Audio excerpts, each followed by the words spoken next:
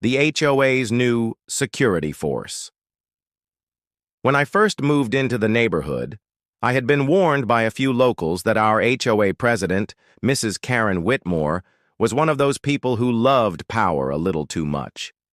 She treated the community like her personal kingdom, where every decision had to be run through her, no matter how trivial. At first, I ignored the stories. I figured people always complained about HOAs, and it couldn't be that bad. But over time, I saw it with my own eyes. She would patrol the streets in her golf cart, clipboard in hand, scribbling down violations like grass growing half an inch too tall, a flower pot not matching the HOA's approved color palette, or even kids riding their bikes too fast near the cul-de-sac. But one day, things took an absolutely bizarre turn.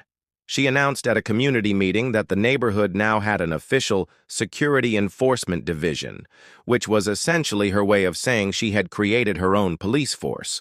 The way she explained it, she claimed crime rates in nearby towns were rising and that the HOA needed to protect itself. But when I looked around, everyone knew it was nonsense. Our neighborhood was quiet, suburban, and honestly so dull that the most exciting thing to happen all year had been a lost cat turning up in someone's garage. Still, she pushed it through, probably by intimidating the board members who never dared disagree with her. Within a week, we saw them, men in cheaply made uniforms that looked like a mix between mall security and Halloween costumes, complete with shiny badges that had HOA enforcement engraved on them. They started walking around the neighborhood like they owned it, knocking on doors and issuing fake citations for anything they claimed violated HOA policy. I watched one of them try to ticket my neighbor for having a garden hose stretched across the lawn. Another time, they stopped a teenager on his way home from school, demanding to search his backpack because unapproved graffiti materials might be inside. It was laughable at first, like a low-budget parody of law enforcement, but then it started to get disturbing.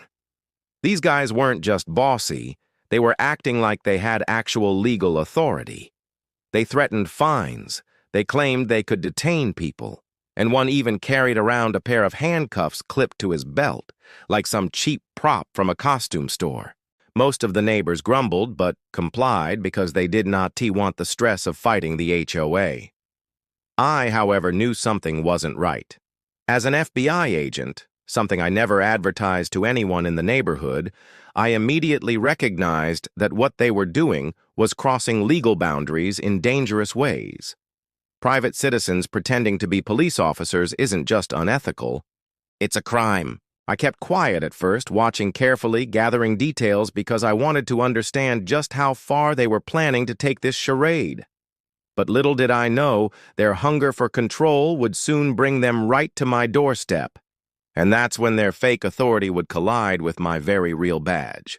A knock at my door. It was a quiet Saturday morning, the kind where I usually enjoyed sitting on the porch with a cup of coffee, scrolling through the news on my phone, and appreciating the peace of the neighborhood. But that morning, the calm was shattered by a loud knock on my front door, sharp, deliberate, and far more aggressive than any normal neighborly visit. I set my mug down and walked over, already suspecting who it might be. Through the window, I saw two of the so-called HOA security enforcement officers standing there, wearing their knockoff uniforms with oversized sunglasses like they were trying to imitate detectives from a crime show. One of them was a tall, heavy-set guy with a ridiculous buzz cut, and the other was thinner, nervously fidgeting with his fake badge as if he wanted me to notice it. I opened the door, greeting them calmly, though I could already feel the tension rolling off them. The heavy-set one cleared his throat and introduced himself as Officer Daniels, HOA Security Division, while the other chimed in as Officer Smith. I nearly laughed, but I kept a straight face. They informed me that I was in violation of several HOA ordinances, one of which apparently included an unauthorized vehicle in my driveway, my government-issued SUV, which they clearly had no idea about. The other violation, they claimed, was that my trash bins had been left exposed for too long after collection day. Their tone was authoritative, as if they believed these fabricated charges gave them the right to be on my property demanding compliance. I leaned against the doorframe, studying them carefully, and asked what they intended to do about these supposed violations. That's when things escalated. "Sir, we're going to need you to step outside," Daniels said firmly, resting his hand on the pair of cheap handcuffs dangling from his belt. "You're being cited for non-compliance, and if you continue to resist, we're authorized to take you into custody." That was the moment I realized these men had completely lost touch with reality. They weren't just playing dress-up anymore. They were attempting to exercise power they didn't have. My instincts as an FBI agent kicked in, though I kept my expression calm and neutral. I asked them point blank if they were real law enforcement officers, and Daniels puffed out his chest, saying, "We are duly recognized under the HOA charter that gives us enforcement authority." The audacity nearly made me laugh out loud, but I held it in. I knew their bluff wouldn't last long if I decided to push back. I told them I wasn't to stepping outside and that unless they had a legitimate warrant signed by a judge, they had no legal right to even stand on my porch, much less detain me. They exchanged a glance, clearly not prepared for someone who knew the law better than they did. The thin one, Smith, muttered something about escalating this to the board, but Daniels stayed planted, clearly determined to intimidate me. What they didn't realize was that they had just picked the absolute worst person in the neighborhood to play this little power game with. I took a step closer to Karen, lowering my voice so only she could hear, though the neighbors strained to catch every word.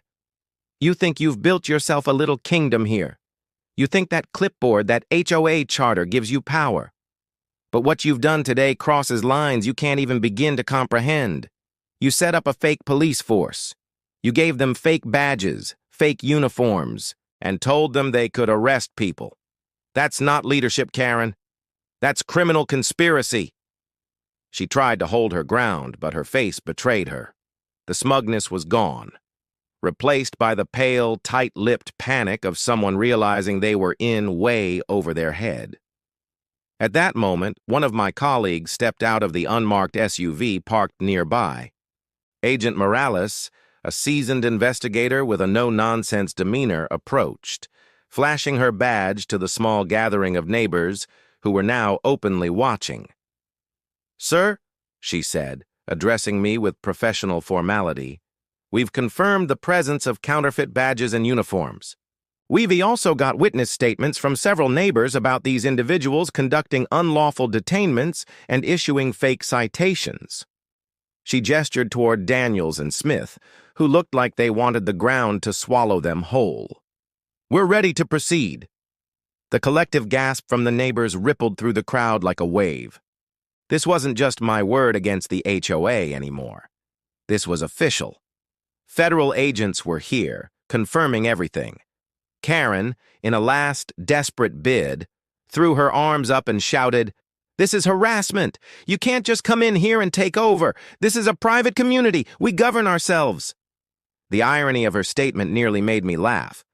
Governing herself, sure, but impersonating law enforcement? No charter in the world gave her that right.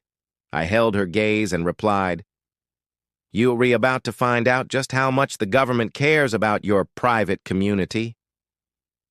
I signaled to Morales, and the process began. Daniels and Smith were detained on the spot, their fake belts and props confiscated as evidence. Karen tried to backpedal, insisting she had no idea they were impersonating officers. But Smith, his nerves shot, immediately blurted out that Karen had given them their training and handed them the badges. That one statement destroyed whatever thin defense she thought she had. The neighbors erupted into murmurs, shaking their heads, whispering in disbelief as their longtime tormentor was exposed as nothing more than a fraud, willing to trample the law to feed her obsession with control. As Karen sputtered excuses, I turned once more to the neighbors. "You've all been living under fear of this woman and her self-created rules. Today, you saw exactly how far she was willing to go, right into criminal territory. This stops now. There are real consequences for her actions, and you don't have to live under her thumb anymore. For the first time since moving into the neighborhood, I saw hope in their faces. Some even smiled. A few clapped quietly. The illusion of power Karen had cultivated for years was gone, shattered in an instant. My real identity wasn't just revealed, it was the hammer that broke her glass castle to pieces. As Karen was finally placed under investigation, her shouts of indignation echoing through the street, I stood tall, my badge still glinting in the light. I hadn't moved into this neighborhood to be a hero, but in that moment, I realized that sometimes exposing the truth isn't just about enforcing the law, it's about freeing people from the grip of someone who thought they were untouchable. And now, with the HOA's fake police exposed and its queen dethroned, the community had a chance to breathe again. Their fake badges and uniforms. Standing in my doorway, I let my eyes drift over their so-called uniforms, and the more I looked, the more absurd it became. The shirts were navy blue, but they didn't match.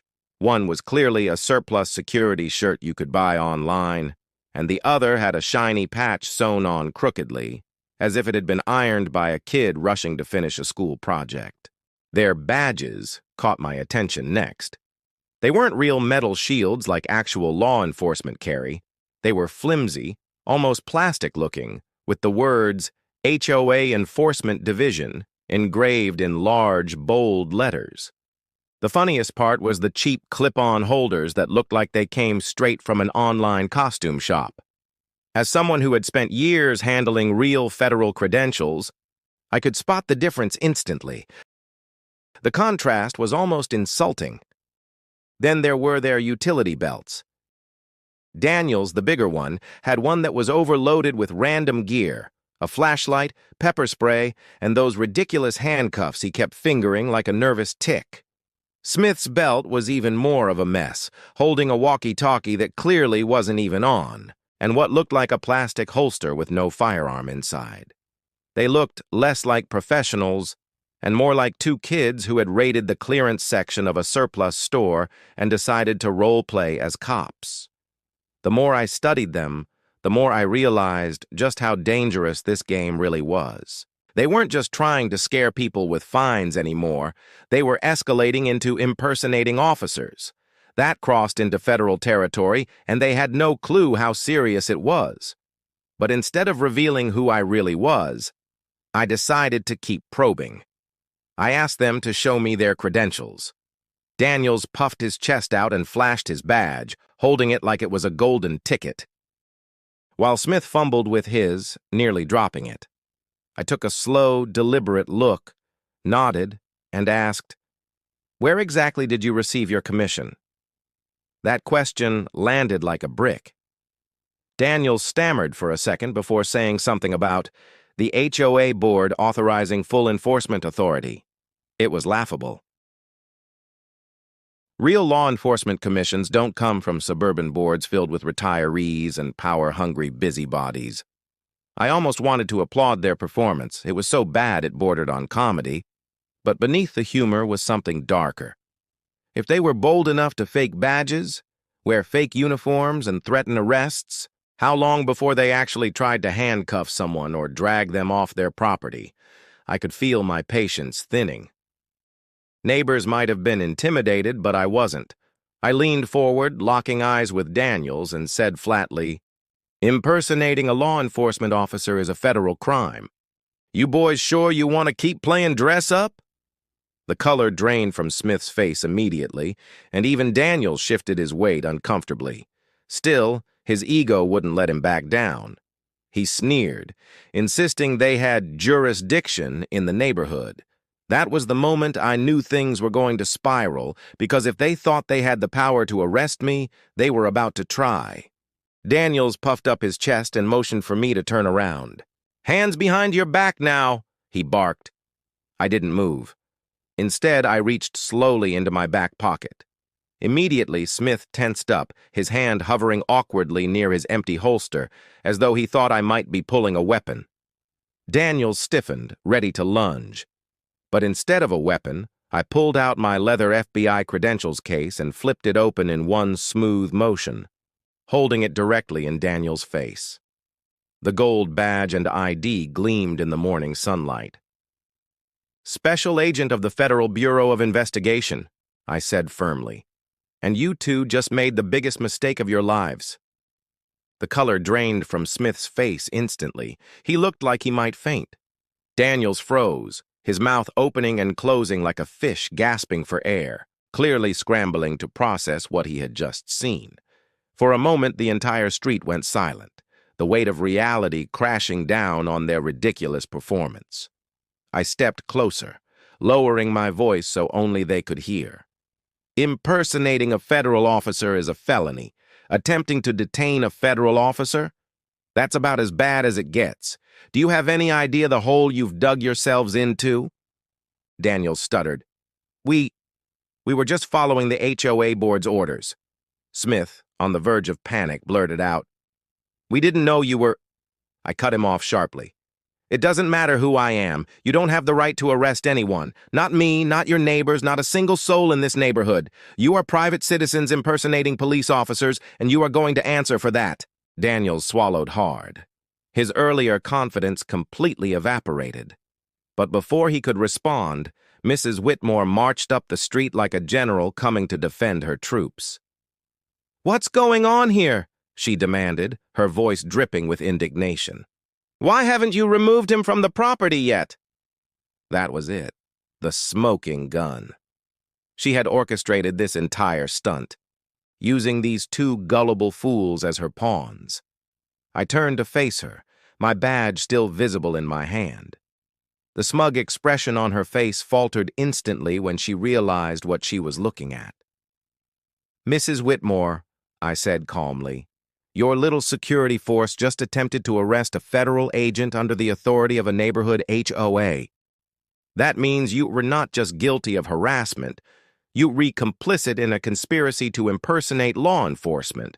Her mouth fell open, and for once, the queen of the cul-de-sac had nothing to say. I could have ended it right there, but I wasn't done. I pulled out my phone, dialed a number from memory, and within minutes, 2 unmarked government SUVs rolled into the neighborhood. Real federal agents stepped out, their presence instantly dwarfing the fake authority of Daniels and Smith.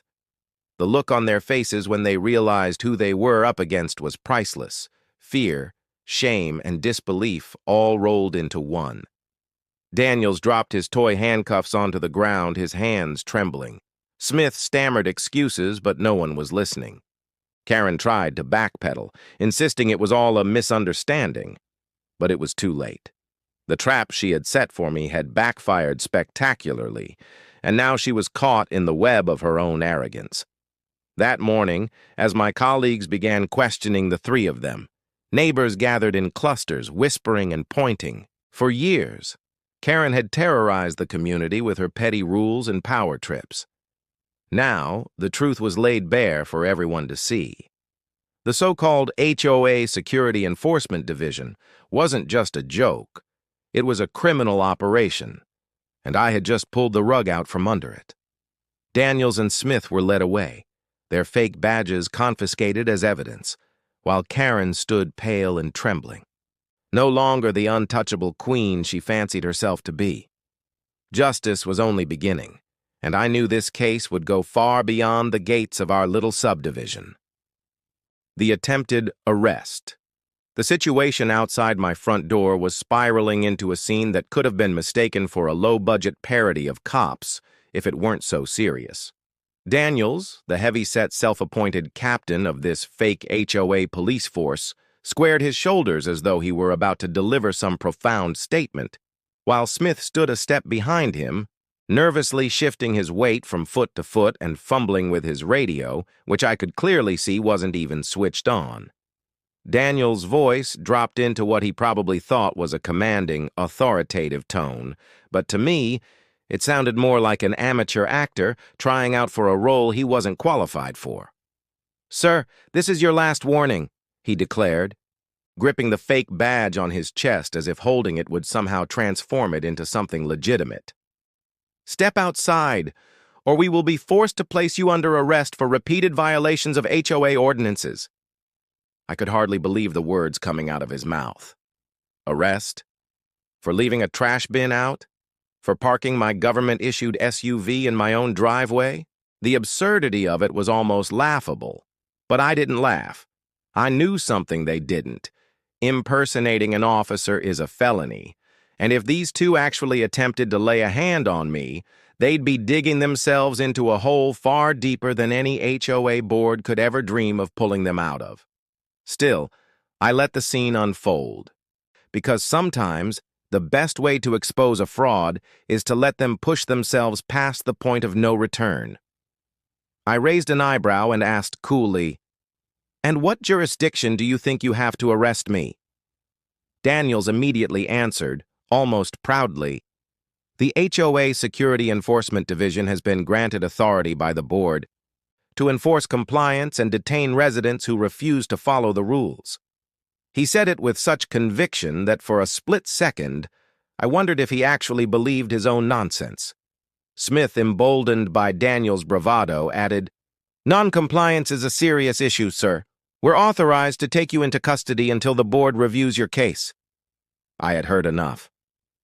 These weren't just power-hungry neighbors playing dress-up. They were attempting to fabricate an entire legal system, complete with arrests and detentions, within a suburban neighborhood. That crossed a line. But instead of shutting them down right then and there, I decided to test just how far they were willing to go. I folded my arms and leaned casually against the door frame, saying, "All right, let's see how you plan to do that. Go ahead, arrest me." The effect was instantaneous. Daniels's eyes lit up with the thrill of what he thought was victory. He stepped forward, reaching for the handcuffs on his belt. They were the cheapest kind you could buy at a novelty store, flimsy and more of a toy than an actual restraint device. But he unclipped them with all the seriousness of a seasoned officer making a felony stop. Smith shifted uneasily, clearly not as confident, but followed his partner's lead. Daniels barked, "Step outside, sir, and place your hands behind your back." His voice wavered ever so slightly, betraying his nerves, but he was too far committed to back down now.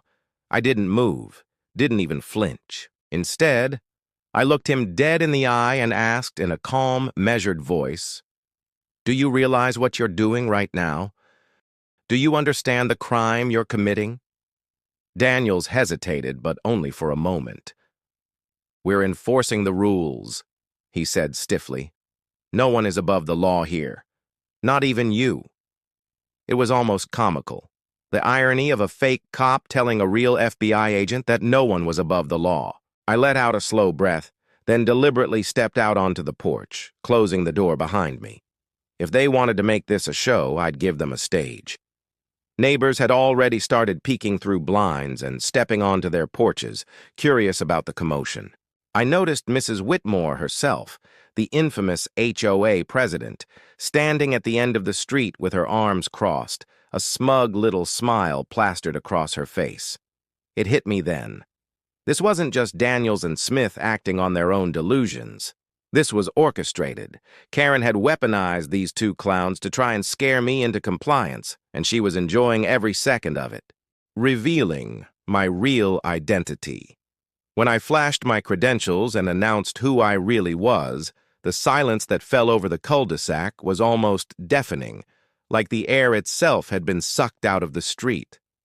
For years, the neighbors had lived under the iron-fisted rule of Mrs. Karen Whitmore and her bizarre little fiefdom, but now their so-called power structure had crumbled with a single flip of my leather badge holder.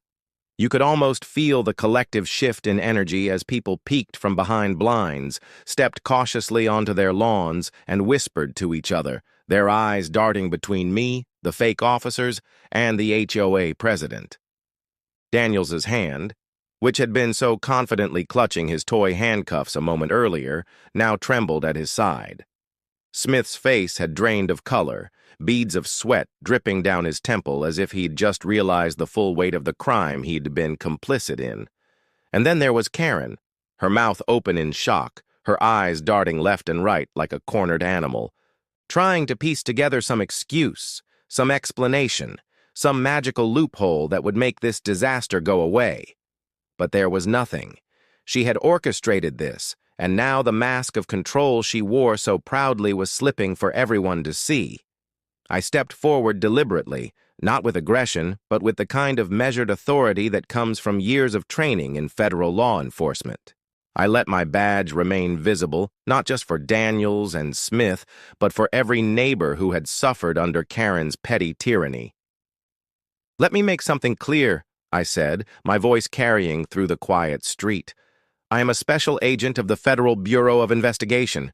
These men," I gestured toward Daniels and Smith, "just attempted to arrest me under fabricated authority, impersonating police officers, which is a felony, and this woman," I pointed directly at Karen, "has conspired to orchestrate the entire thing. Every single one of you here should understand what that means. This isn't about HOA rules anymore. This is about federal crimes, punishable by years in prison." Karen immediately snapped out of her stunned silence, her voice shrill and shaky. "This is absurd. You're lying. You're trying to intimidate us because you don't want to follow the rules." She turned toward the crowd of onlookers as though trying to rally them, but the effect was the opposite. No one looked convinced. In fact, for the first time, the neighbors didn't seem afraid of her. They seemed curious, emboldened even, watching her flail as her supposed empire collapsed around her. Daniels tried to recover his bravado, stammering, We didn't know he was FBI, ma'am. We thought—" I cut him off coldly. "It doesn't matter who I am. Even if I were just your neighbor, you'd still be guilty of impersonating law enforcement and attempting to detain someone without authority. Do you have any idea how serious that is?" Daniels lowered his gaze to the ground, shame and panic written across his face. Smith muttered, "We were just following orders. Karen said we were allowed," and his words, whether meant as an excuse or a confession, sealed Karen's fate in the eyes of everyone present. I took a step closer to Karen, lowering my voice so only she could hear, though the neighbors strained to catch every word. "You think you've built yourself a little kingdom here. You think that clipboard, that HOA charter gives you power. But what you've done today crosses lines you can't even begin to comprehend. You set up a fake police force. You gave them fake badges, fake uniforms, and told them they could arrest people. That's not leadership, Karen. That's criminal conspiracy."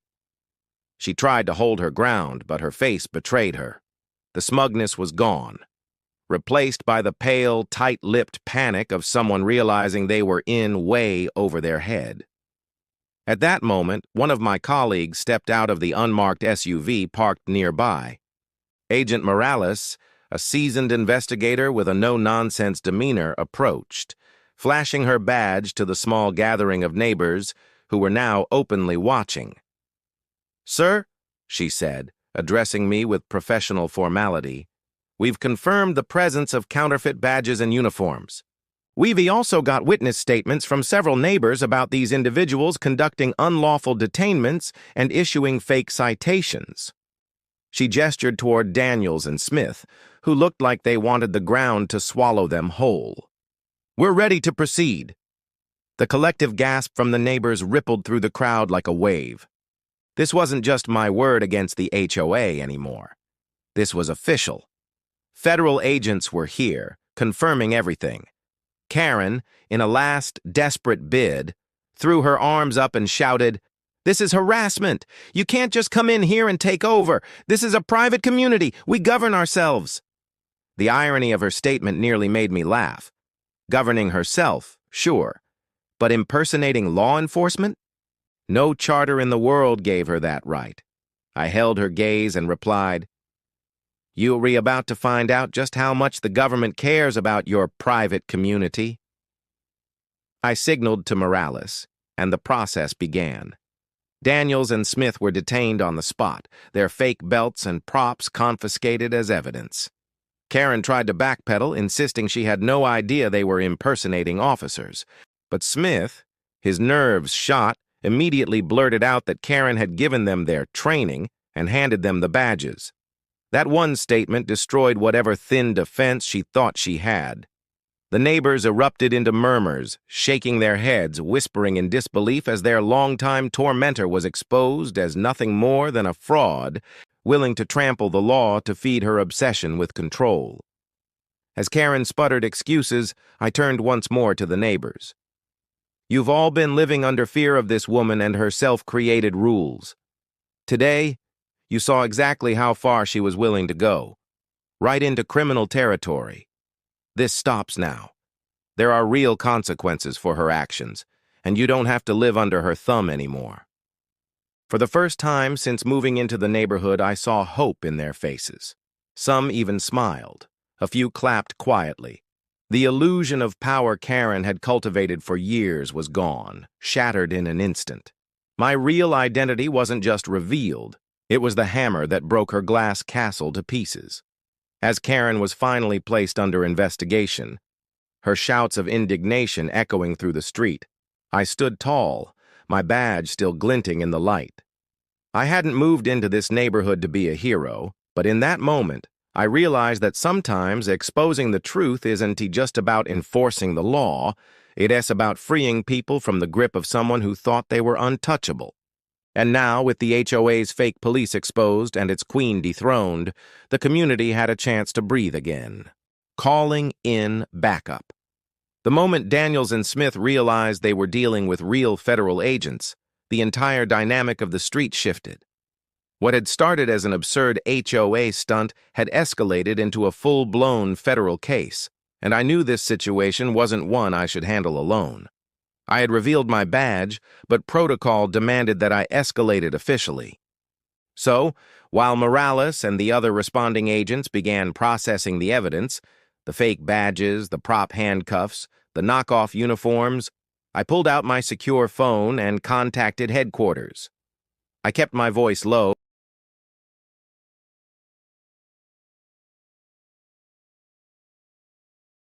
attempted to detain residents, including a federal agent.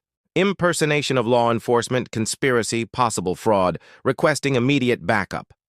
Within minutes, I was assured additional resources would be deployed. That was the thing about federal law enforcement.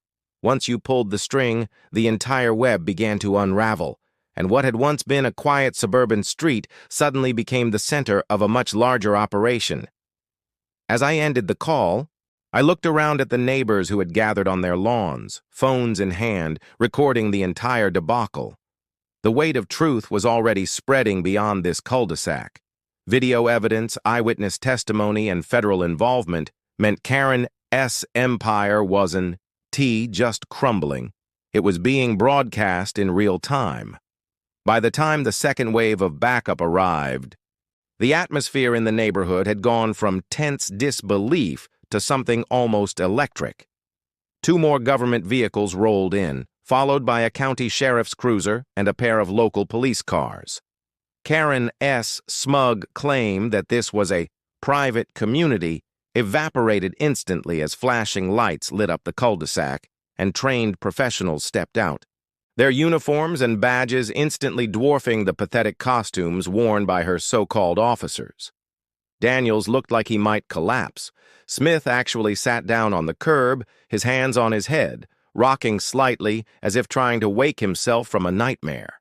Karen, however, wasn't done fighting.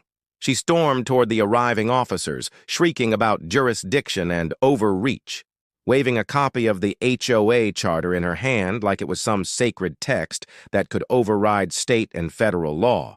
The sheriff calmly took the paper from her, glanced at it, and then laughed outright before handing it to one of his deputies. "Ma'am," he said, his voice firm but not unkind, "this isn't worth the paper it's printed on. You can't just invent a police department." But Karen, red-faced and trembling, screamed back, "We're protecting this neighborhood. We have authority. We were voted in." That was when Morales, standing beside me, stepped forward and cut her off sharply. "You weren't voted in to impersonate law enforcement. That's a crime, not leadership." The sheriff's deputies began canvassing the neighbors, collecting statements while my team started cataloging the evidence.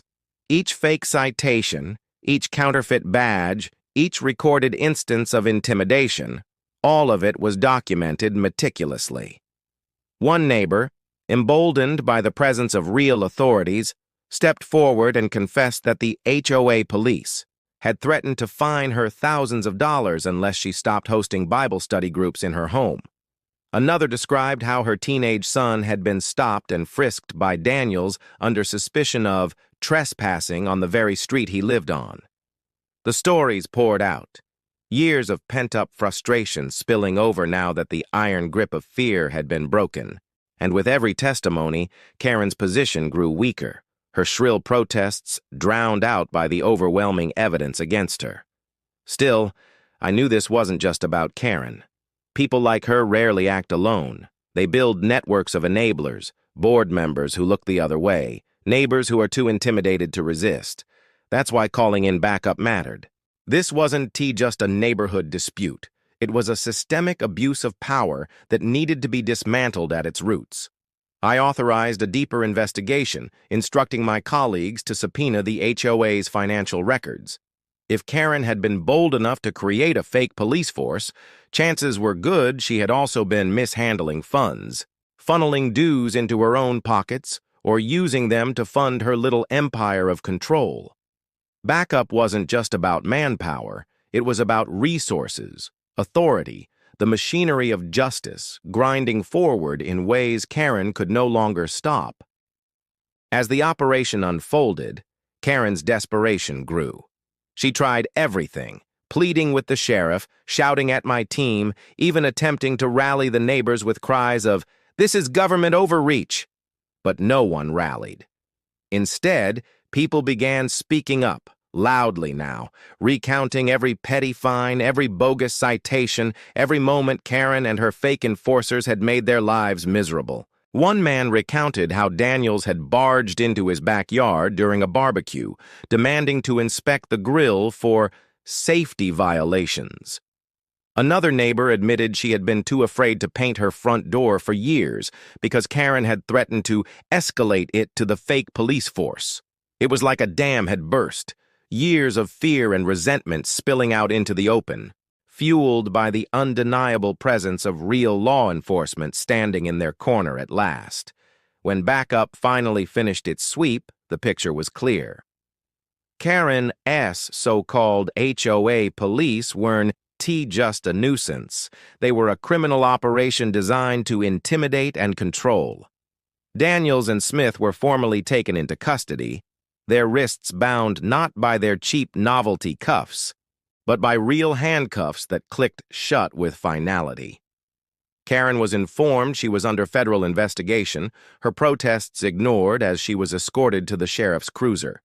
The neighbors watched, some cheering quietly, others simply stunned, as the woman who had ruled them with fear was driven away. I stood on the porch, arms crossed, watching the scene with a mix of satisfaction and grim resolve.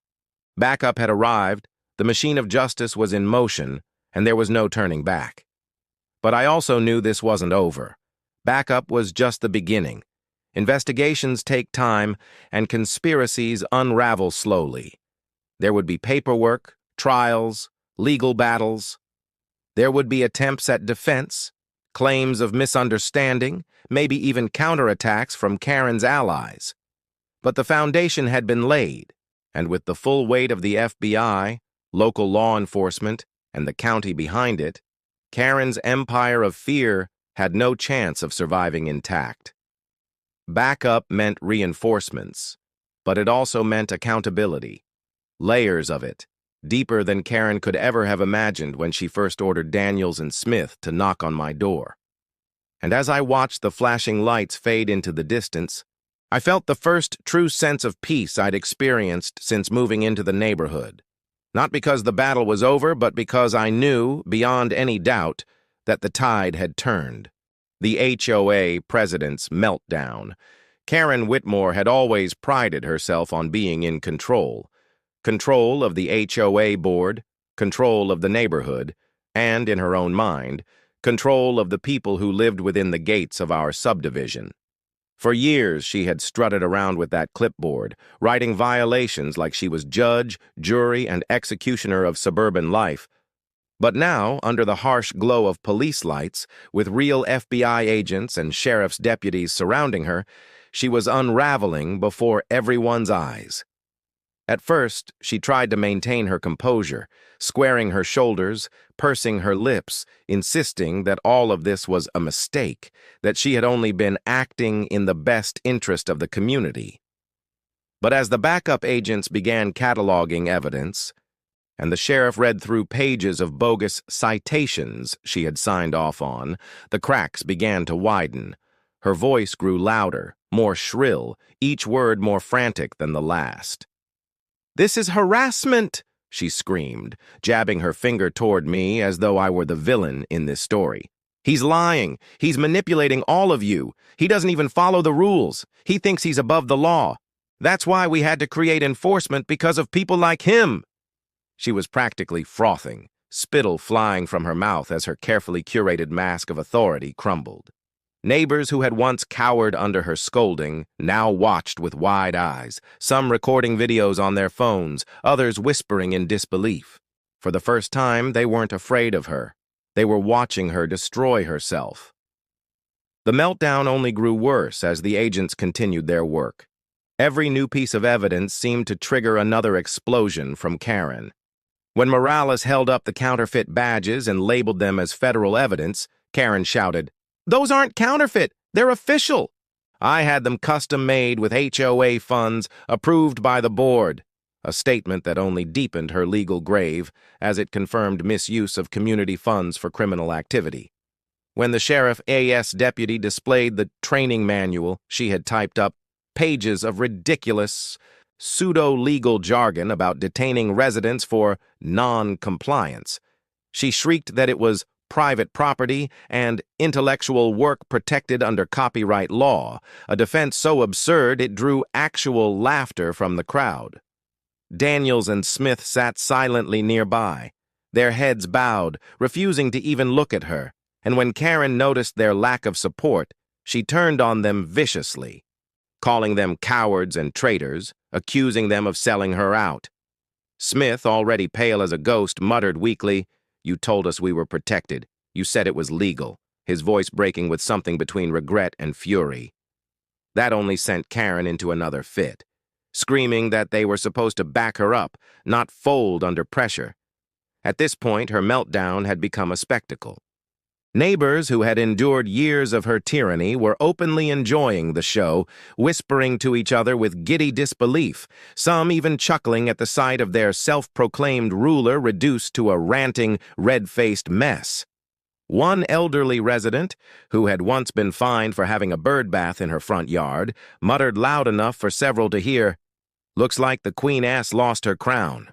That remark spread through the group like wildfire, and soon people were smiling, emboldened, finally seeing Karen for what she really was, a bully with no power once stripped of her illusions. But Karen wasn't done. She launched into a tirade against the FBI itself, shouting about federal overreach and government tyranny, waving her HOA charter in the air as though it were the Constitution itself.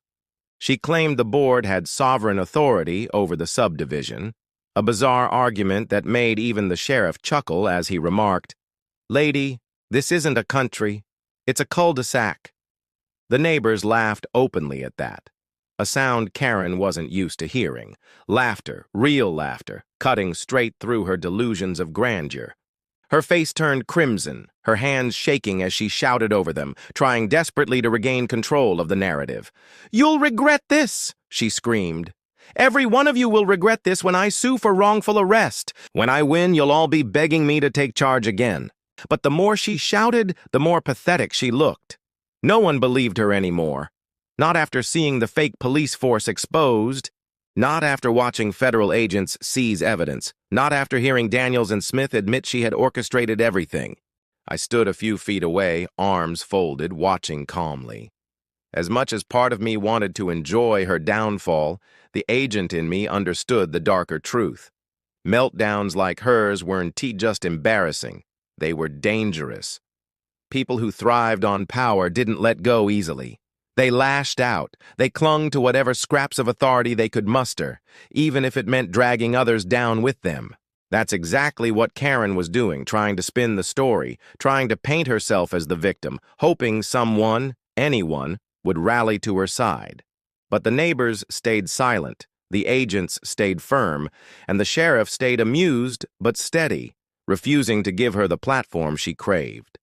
Eventually, her shrieking voice began to crack, her words slurring together as frustration and fear battled for dominance. She stomped her foot like a child denied candy, tears forming at the corners of her eyes as the reality sank in. For all her shouting, for all her threats of lawsuits and sovereign authority, the truth was unavoidable. She had lost. She wasn't in charge anymore, and no amount of meltdowns would change that. When the deputies finally moved to escort her toward the cruiser, she fought them, flailing her arms, shrieking about being kidnapped and unlawful detainment. But this wasn't A.T. Daniels and Smith dragging a neighbor off for leaving a trash bin out. This was real law enforcement, and her protests only made her look more unhinged. As the car door closed behind her and the vehicle pulled away, the neighbors erupted into quiet applause, a spontaneous expression of relief and vindication. For years, they had been too afraid to stand up to her, but now, seeing her taken away in disgrace, they allowed themselves the simple joy of freedom. Standing on the sidewalk, I let out a slow breath. Karen's meltdown had been loud, dramatic, and humiliating, but it was also symbolic. It wasn't just the unraveling of one woman. It was the unraveling of the false authority she had built her entire life around. And as the flashing lights disappeared down the street, I knew one thing with absolute certainty. The reign of Queen Karen was over, and the neighborhood would never bow to her clipboard again. The fake police exposed.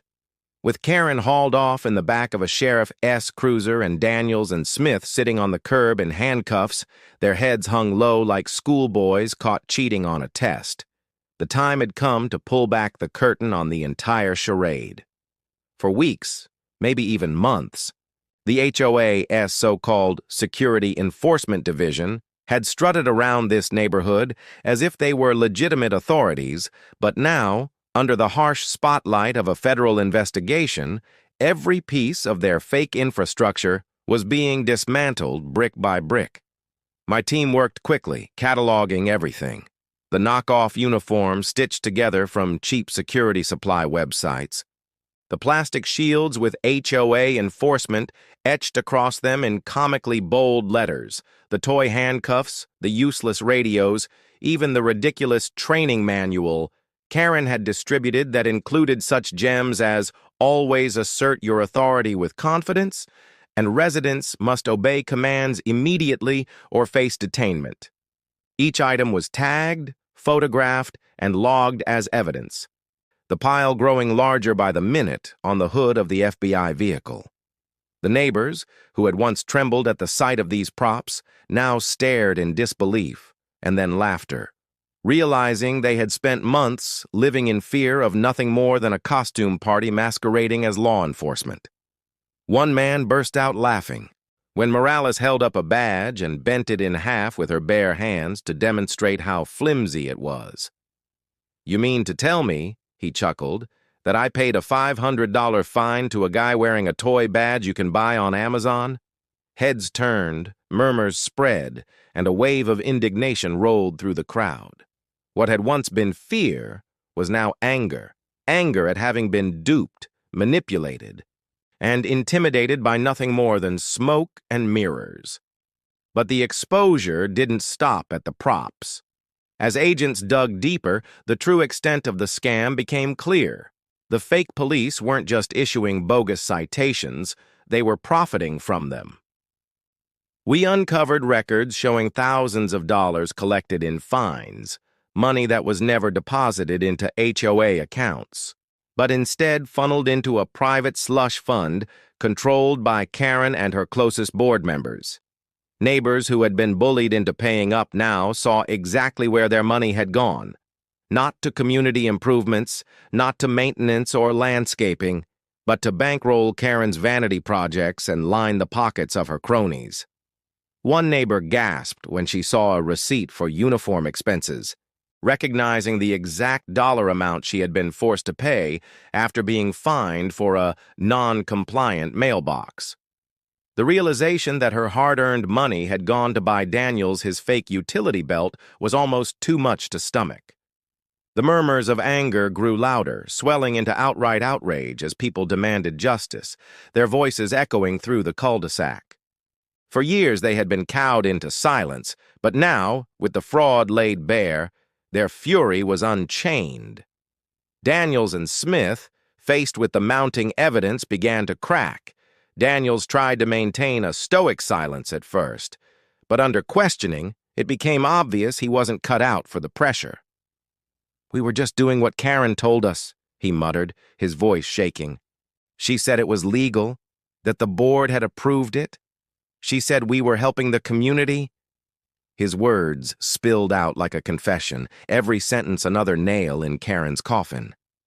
Smith, visibly shaking, added, "She gave us the badges.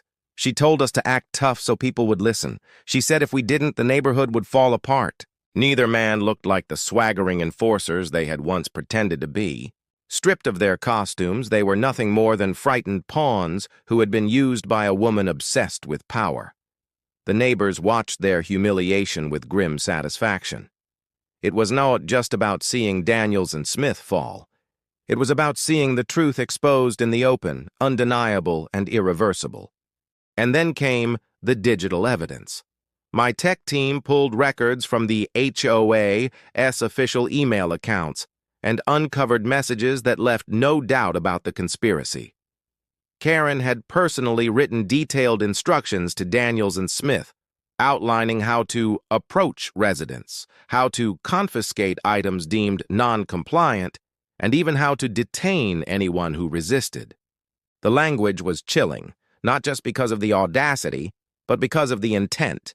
It was clear she had fantasized about creating her own personal police state within the gates of this neighborhood.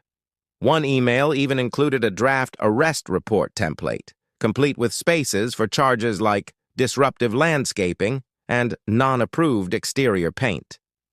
When those documents were read aloud to the gathered crowd, laughter erupted, but beneath the laughter was something sharper, a collective recognition of just how far Karen had been willing to go, and just how close they had all come to living under her full-blown dictatorship.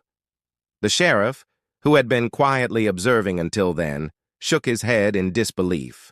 "I've seen a lot in my time," he said to me, his voice low, "but I've never seen anything quite like this. A fake police force, run out of a homeowners association. This is beyond entitlement. It's delusion mixed with fraud." I nodded, my eyes scanning the crowd. The neighbors were no longer passive spectators. They were engaged, speaking up, demanding answers, demanding accountability. Some even began organizing on the spot, exchanging numbers, discussing forming a coalition to remove the entire board and take back control of their neighborhood. The fake police had been exposed, but now the real work of dismantling the rotten system Karen had built was beginning.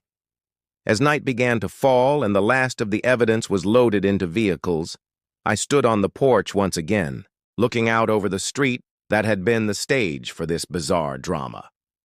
The flashing lights faded, the crowd slowly dispersed, but the truth lingered like a scar. The fake police had been exposed for what they really were: a sham, a scam, a dangerous delusion that had terrorized good people for far too long. Daniels and Smith would face charges, Karen would face even more, and the board members who had enabled her would soon feel the weight of investigation pressing down on them. But more importantly, the neighbors had seen it all with their own eyes. They had seen the illusion shattered, the costumes stripped away, the fraud revealed. And once you see the truth, you can never unsee it. The fake police were gone, their empire of fear dismantled. And in their place was the promise of something new, a neighborhood no longer ruled by lies, but by the resilience of the people who had endured them, legal consequences, The legal storm that followed the exposure of the fake HOA police was unlike anything the neighborhood or even the county had ever seen. Once the evidence was compiled and the reports were finalized, it was only a matter of days before formal charges began to rain down on Karen, Daniels, Smith, and several complicit board members. The sheriff's office filed initial state charges for impersonating officers, unlawful detainment, harassment, and fraud. But the real hammer came from the federal side, and that's where I entered the courtroom not just as the neighbor who had been targeted, but as the FBI agent who had led the operation. Karen was indicted on multiple federal counts: wire fraud, mail fraud, conspiracy to impersonate law enforcement, and misappropriation of funds from a registered community association. Each charge carried weight, years of potential prison time, and the cumulative effect was staggering. She wasn't just facing fines or a slap on the wrist, she was staring down the barrel of decades behind bars. Daniels and Smith, while less culpable in terms of leadership, were not spared. They were charged with impersonating federal officers, unlawful restraint, and conspiracy. Their guilty pleas came quickly once their court-appointed attorneys explained how federal sentencing worked and how little sympathy they would receive if they tried to fight it. What had once been two swaggering wannabe cops in fake uniforms was now two broken men in orange jumpsuits, their heads bowed as the charges were read aloud. The courtroom was packed with neighbors who had shown up to witness justice. You could feel the collective weight of months of fear and resentment transforming into relief and vindication as they watched Karen and her cronies squirm in front of the judge. But the legal consequences didn't end with the criminal charges. The civil side of the storm was just as fierce, if not more so. Class action lawsuits were filed by the residents against the HOA board for mismanagement, fraud, and emotional distress. Families who had been fined thousands of dollars for absurd violations banded together, pooling their receipts and notices into thick binders of evidence that painted a picture of systemic abuse. One family recounted how Daniels had shown up at their home late at night demanding payment for an unregistered basketball hoop, frightening their children into tears. Another neighbor, an elderly woman, testified how she had been threatened with detainment for refusing to replace her flower beds after receiving a violation notice that cited non-conforming tulip species. Each story was more ridiculous than the last, yet each one carried real financial and emotional harm. And in civil court, those damages translated into dollar amounts the HOA, and Karen personally, would eventually have to pay. Insurance companies backed out of covering the board's liabilities, citing gross misconduct, which left Karen's personal assets squarely in the crosshairs. Her house, her car, her savings, everything she had clung to in her quest for control was suddenly on the line. The same woman who once lorded over neighbors with threats of fines now found herself stripped of her financial safety net, drowning in legal fees, restitution orders, and judgments that would follow her for the rest of her life.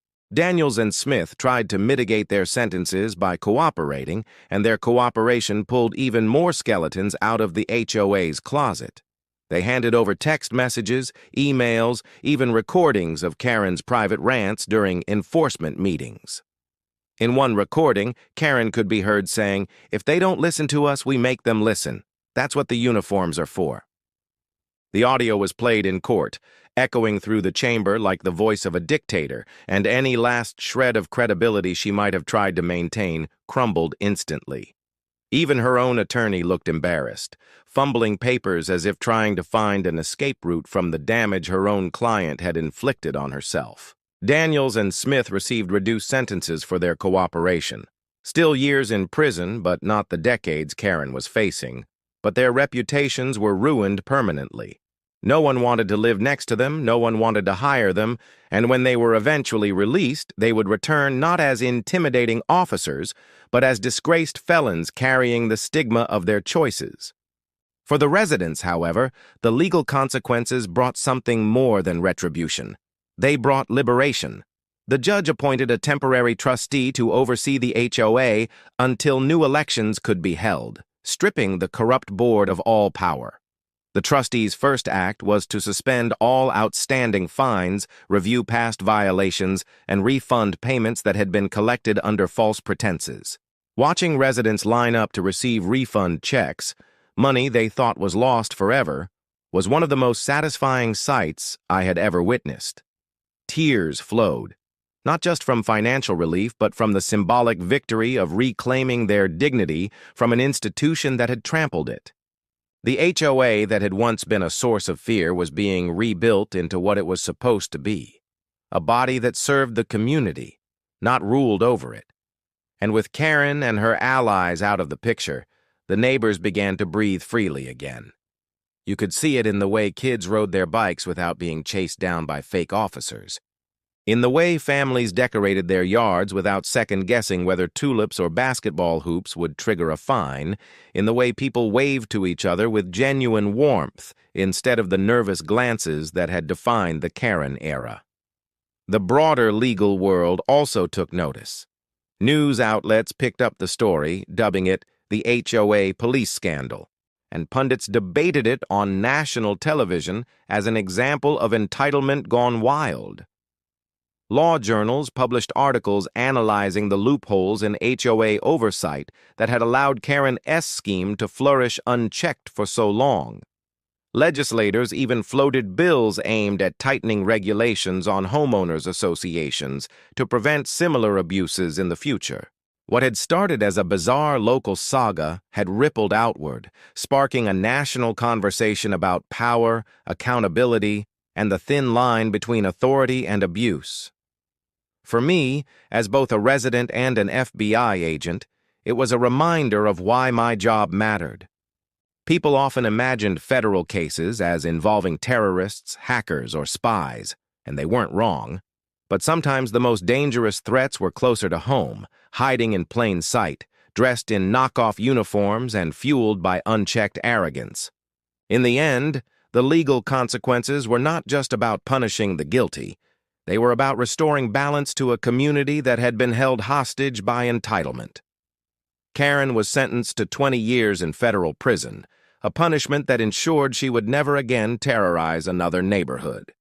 Daniels and Smith each received 5 years, with probation conditions that barred them from ever serving in any security or enforcement capacity again. The complicit board members faced smaller sentences, but were permanently banned from holding positions of authority in homeowners associations. Restitution funds were established to reimburse residents, and oversight committees were put in place to ensure transparency in HOA operations moving forward. Justice had been served, but more importantly, trust was beginning to rebuild. The neighborhood was no longer a stage for Karen's delusions of power, but a home again, a place where families could live without fear of a knock at the door from fake police. And as I walked down the street one evening, hearing the laughter of children playing freely, I knew the legal battle had been worth every hour, every report, every courtroom appearance. Because justice wasn't just about laws and verdicts. It was about giving people back their peace, their safety, and their lives. Justice served and peace restored. The day after the sentencing, the neighborhood woke up to a silence that felt different. Not the heavy, fearful silence that had blanketed our community during Karen's reign of terror, but the kind of silence that precedes renewal, a calm before laughter, chatter, and the natural sounds of life return. For months, everyone had lived under the suffocating weight of fines, threats, and the looming presence of fake officers patrolling the streets.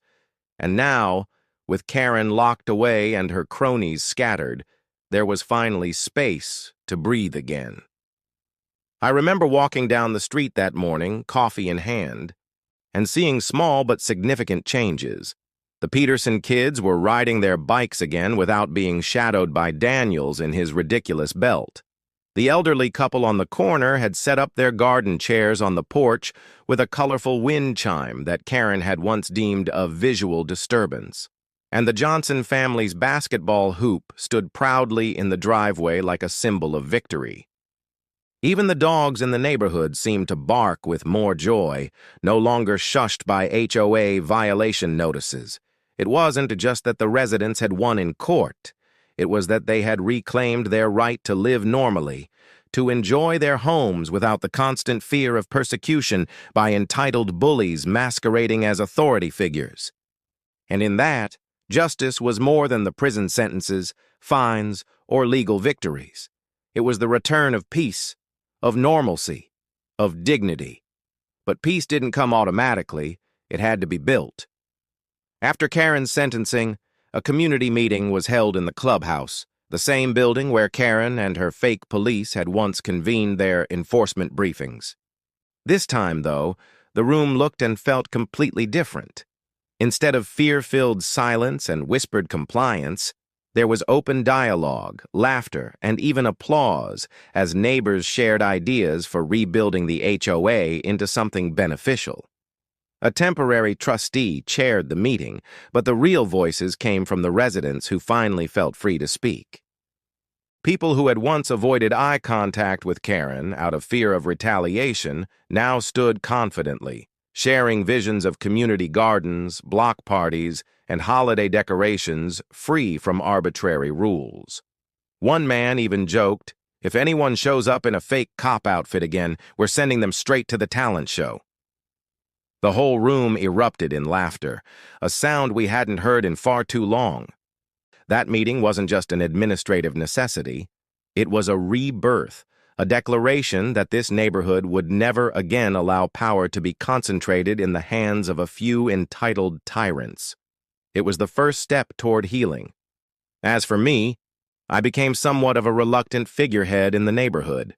Some people called me a hero, others just thanked me quietly. But I always deflected the praise. It wasn't about me. It was about exposing corruption and restoring balance.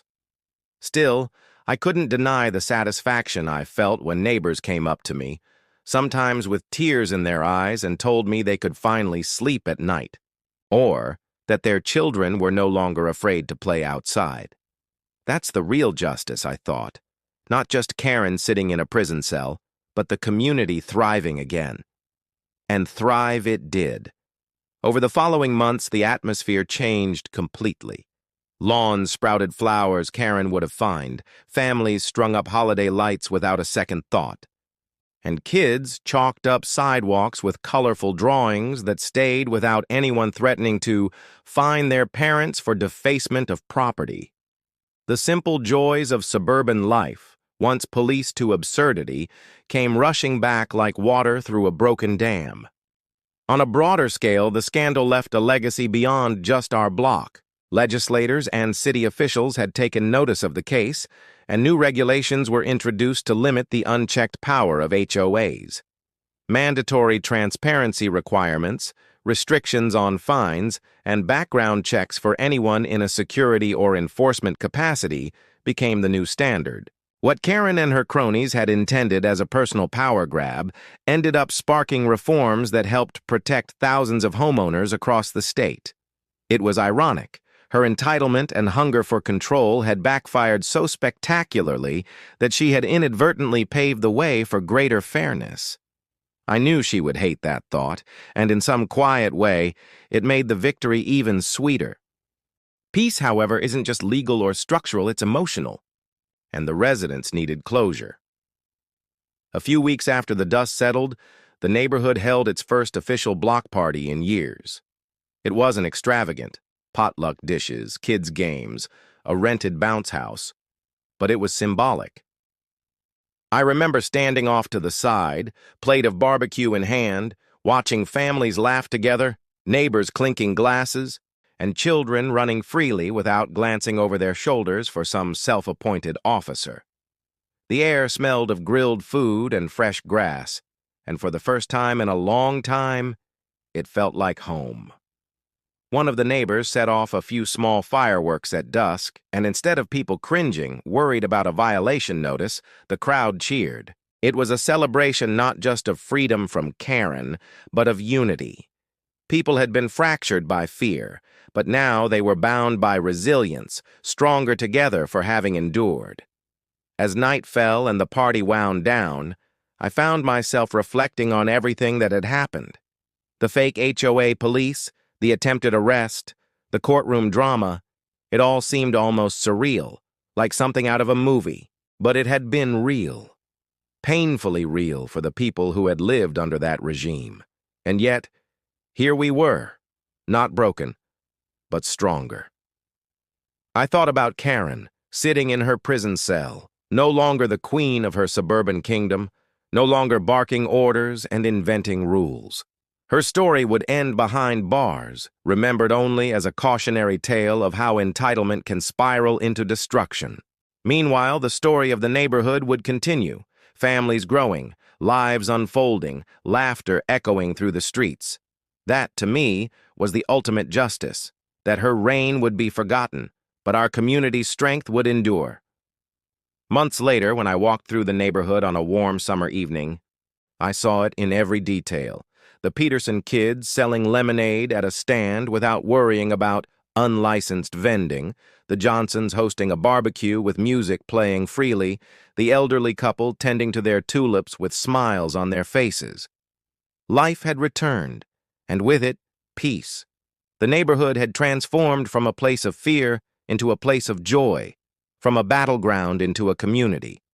And as I passed each house, greeted by waves and smiles, I felt something I hadn't felt since moving in. Pride.